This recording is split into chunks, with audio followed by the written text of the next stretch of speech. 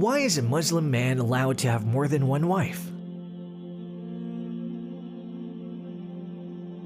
Although it is found in many religious and cultural traditions, polygamy is most often identified with Islam in the minds of Westerners.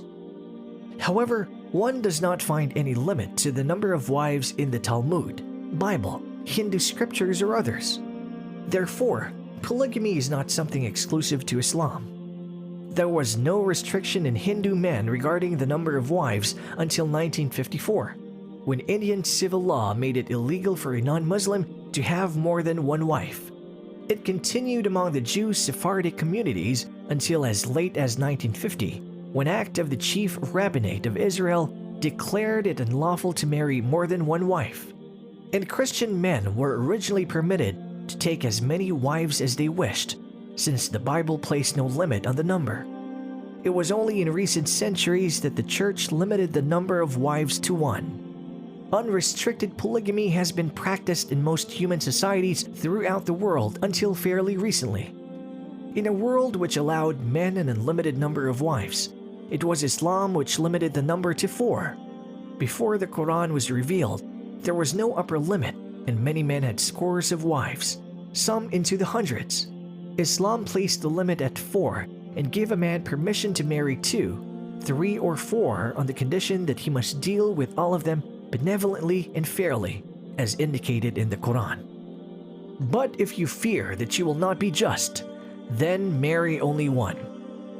The Quran is the only religious book that says, marry only one. The idea that it's compulsory for a Muslim man to have more than one wife is a misconception. Polygamy falls into the category of things that are permissible but not obligatory. Taking an additional wife is neither encouraged nor prohibited. Islam allows a man to marry up to 4 wives, provided he can support them all adequately and treat each one fairly. Just and fair treatment involves what is within the husband's ability, such as the time spent with each, expenditures, gifts, etc. If he knows or even fears that he will be unable to do so, it is not permissible for him to marry more than one wife. The Quranic directive strengthens the position of the family and of women, for it provides legal security for many women who would otherwise remain unmarried. It is a known fact that the world female population is now more than the male population. Infant mortality rates among males are higher when compared to that of females. During wars, more men are killed as compared to women. More men die due to accidents and diseases than women. The average lifespan of females is longer than that of males. Thus, at almost any given time and place, there is a shortage of men in comparison to women. And when men are taken out of the marriage market by wars or economic difficulties, it is women who suffer. What are women of honor and self-respect to do in such situations? How can they fulfill their natural desire to have companionship and sexual relations without resorting to fornication, adultery, lesbianism, or other perverted practices? The only options open to unmarried women are to remain deprived of a relationship for the rest of their lives, to become public property, or to marry a married man. Islam prefers giving women the advantage by permitting and facilitating legal marriage and prohibiting irresponsible relationships. The Western insistence on monogamy is essentially false. In their societies today, it is not uncommon for a man to have extramarital relations with girlfriends, mistresses, or prostitutes. Seldom is this disapproved of despite the harm that comes about from it. Soaring divorce rates, broken homes, deadbeat dads, increasing numbers of children born out of wedlock, and the spread of sexually transmitted diseases are just a few of the negative consequences of this common practice.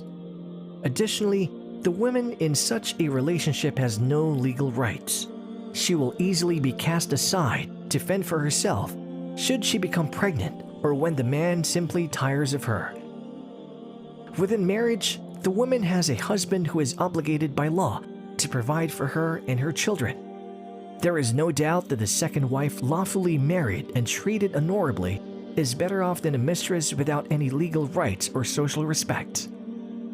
Islam has allowed more than one wife in order to protect society from immorality and to uphold the honor and dignity of women. Polygamy protects the interests of women and children within society and also prevents the spread of venereal diseases, herpes, and AIDS, which are rampant in promiscuous societies where extramarital affairs abound.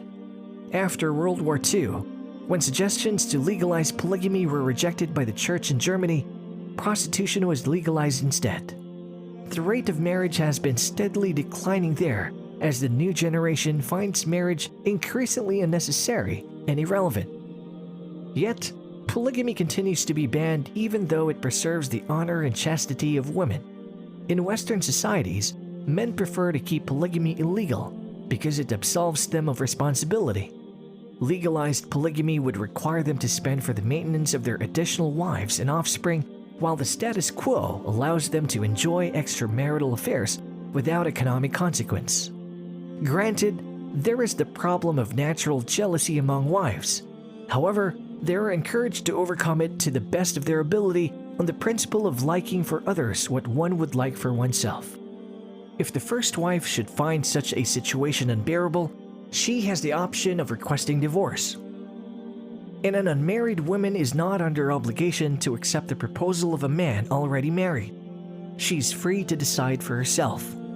In some societies, a wife will seek a second wife for her husband to be a companion for herself and share in some of her responsibilities. Islam takes a society as a whole into consideration, seeking to maximize benefit and reduce harm. As long as there are certain individual and social problems whose solution lies in the taking of an additional wife, it cannot be prohibited. Yet, in spite of its legality, most in Muslim countries, it is a small minority of Muslims that actually enter into a second marriage, as most men cannot afford the expense of maintaining more than one family.